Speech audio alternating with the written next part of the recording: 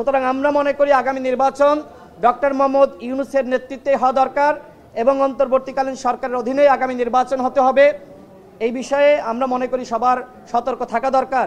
এই মুহূর্তে এই সরকারকে ভেঙে দিয়ে তত্ত্বাবধায়ক সরকার গঠন করা এটা কোনোভাবেই উপযুক্ত হবে না।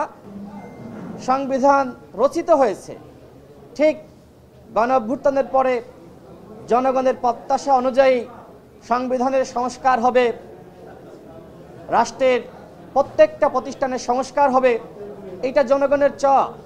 কিন্তু জনগণের এই আকাঙ্ক্ষার বাস্তবায়ন সরকার করতে পারছে না। এত আলোচনা, সবার মতামত নেওয়া হয়েছে, কিন্তু কেন আসলে সরকার সিদ্ধান্ত নিতে পারছে না? আজকেও যেটি বলা হয়েছে যে আগামী অক্টোবর মাসের শুরুতে আবার আলোচনা শুরু হবে। প্রধান উপদেষ্টা জাতিসংঘে যাবেন, দলগুলোকে বলা হয়েছে আপনারা বসেন। আমরা বসেছি, অনানুষ্ঠানিক এবং ঘরোয়া আলোচনা হয়েছে, সামনেও হবে। কিন্তু এই 6 মাসে প্রমাণিত হয়েছে দলগুলোর পক্ষে ঐক্যমতে আসা সম্ভবপর নয়, যে কারণে সরকারকে সিদ্ধান্ত নিতে হবে। সবার মতামত নেওয়া হয়েছে। অন্তর্বর্তীকালীন সরকারের প্রধান উপদেষ্টা তিনি এই মুহূর্তে দেশের অভিভাবক, জাতির অভিভাবক। তিনি যদি সিদ্ধান্ত নিতে ব্যর্থ হন তাহলে রাজনৈতিক দলগুলো কোনোভাবেই ঐক্যমতে আসতে পারবে না। হ্যাঁ, হয়তো আমাদের সবার চাওয়া পাওয়ার শতভাগ পূরণ হবে না, তাই বলে কি আমরা মানব না? প্রধান উপদেষ্টা যদি একটি সিদ্ধান্ত নেন, প্রত্যেকটা দলকে সেই সিদ্ধান্ত মানতে হবে। এবং গণ অধিকার পরিষদের পক্ষ থেকে আমরা আজকে সাংবাদিক ভাইদের সামনে দেশবাসীর উদ্দেশ্যে বলছি, প্রধান উপদেষ্টা যদি দেশ এবং জাতির বৃহত্তর স্বার্থে কোনো সিদ্ধান্ত নেন, কিভাবে জুলাই সনদের আইনি ভিত্তি তিনি দিবেন, কিভাবে বাস্তবায়ন করবেন, সেই সিদ্ধান্ত অবশ্যই গণ অধিকার পরিষদ মানবে। আমরা মনে করি অবশ্যই জুলাই জাতীয় সনদের আইনি ভিত্তি থাকতে হবে। দলগুলোর উপরে মানুষের অনাস্থার জায়গাটা আছে, এইটা বাস্তবসম্মত। এর কারণ হলো 90-এর গণঅভ্যুত্থানের পরে রাজনৈতিক দলগুলো জনগণের আকাঙ্ক্ষার বাস্তবায়ন করতে পারেনি এবং সেই সময়কার যে কমিটমেন্ট সেইটাও রক্ষা করতে পারেনি, যে কারণে 24-এর গণঅভ্যুত্থানের পরে মানুষের প্রত্যাশা হলো এদেশের জনগণ যেটি চেয়েছিল, আমাদের যারা শহীদ হয়েছে তাদের যে প্রত্যাশা, সেই প্রত্যাশা পূরণ করতে হবে। আমাদেরকে যেটি বলা হয়েছে যে ঐক্যমত কমিশন তারা সরকারের কাছে এই যে আলোচনা হলো সেগুলো তারা সুপারিশ করবে। কিন্তু আমার প্রশ্ন হলো, যে প্রশ্ন আমি ঐক্যমত কমিশনকেও করেছি, যে আপনারা তো সরকারের পার্ট, মাননীয় প্রধান উপদেষ্টা এই কমিশনের প্রধান, সুতরাং শুধুমাত্র সুপারিশ করলে হবে না, কিভাবে আপনারা বাস্তবায়ন করবেন সেটি আমাদের সামনে আপনারা উত্থাপন করেন। কিন্তু আজকেও আসলে তারা কোনো সিদ্ধান্ত নিতে পারেনি। আমার কাছে মনে হয় সরকার এক ধরনের সিদ্ধান্তহীনতায় ভুগছে।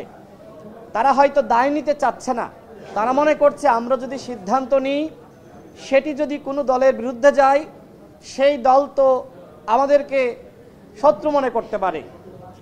এই ভাবনার জায়গা থেকে মূলত তারা সিদ্ধান্তে উপনীত হতে পারছে না। আজকে দিনব্যাপী যে আলোচনা হয়েছে, আমি সর্বশেষ বলি, সরকারের পক্ষ থেকে আমাদের সামনে অর্থাৎ ঐক্যমত কমিশনের পক্ষ থেকে যে খসড়া চূড়ান্ত অভিমত দেওয়া হয়েছে, আজকেও এটি আলী রিয়াজ স্যার বলেছেন যে এটা আসলে সরকারের চূড়ান্ত সিদ্ধান্ত না, জাস্ট এইটি আলোচনা করার জন্য দিয়েছেন। এর আগেও তারা 4টি বিষয়ে আলোচনা করেছেন, যে জুলাই জাতীয় সনদ অধ্যাদেশের মাধ্যমে, নাকি নির্বাহী আদেশে, নাকি গণভোটের মাধ্যমে, নাকি বিশেষ সাংবিধানিক আদেশে বাস্তবায়ন করা হবে। সেই 4টাকে এখন একটা জায়গায় আনা হয়েছে এবং সেখানে একই সাথে সাংবিধানিক অর্ডারের কথা বলা হয়েছে এবং এই সাংবিধানিক অর্ডারকে আইনগত ভিত্তি দেওয়ার জন্য গণভোটের কথা বলা হয়েছে। একই দিনে জাতীয় নির্বাচন এবং গণভোট, সেখানে হা বা না ভোট নেওয়া হবে। এবং সবথেকে দুশ্চিন্তার বিষয় হলো, এখানে উল্লেখ করা হয়েছে যদি গণভোটের মাধ্যমে জনগণ এইটাকে রিসিভ করে, গ্রহণ করে, তাহলেই শুধুমাত্র এর আইনগত ভিত্তি দেওয়া হবে। কিন্তু আমরা পৃথিবীর বিভিন্ন দেশে দেখেছি এরকম নজির রয়েছে যে গণভোটের মাধ্যমে অনেক কিছু আসলে বাস্তবায়িত হয়নি।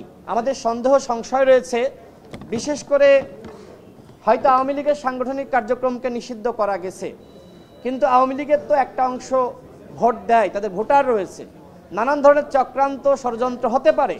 জুলাই সনদ বাস্তবায়ন না করার জন্য নানান মহল নানান ধরনের চক্রান্ত করতে পারে, যাতে করে না ভোটের সংখ্যা বেশি হয়। আমরা মনে করি সরকারের উপরে জনগণের ম্যান্ডেট রয়েছে, গণ অভ্যুত্থানের থেকে বড় ম্যান্ডেট আর কোনো কিছু হতে পারে না। সুতরাং সরকারকে জুলাই সনদের বাস্তবায়ন এবং আইনি ভিত্তি দেওয়ার ক্ষেত্রে অবশ্যই চূড়ান্ত সিদ্ধান্ত নিতে হবে। সর্বশেষ বলবো, সব কিছুর হয়তো বাস্তবায়ন এই সরকার পারবে না, কিন্তু এই সরকারের আমলে যা কিছু অধ্যাদেশের মাধ্যমে বাস্তবায়ন করা সম্ভব সেটি করতে হবে। আর যা কিছু সরকার বাস্তবায়ন করতে পারবে না, আগামীতে যেই ক্ষমতা আসুক না কেন এমন আইনগত বন্দোবস্ত সৃষ্টি করা যাতে করে সেই সরকার বাস্তবায়ন করতে বাধ্য থাকে।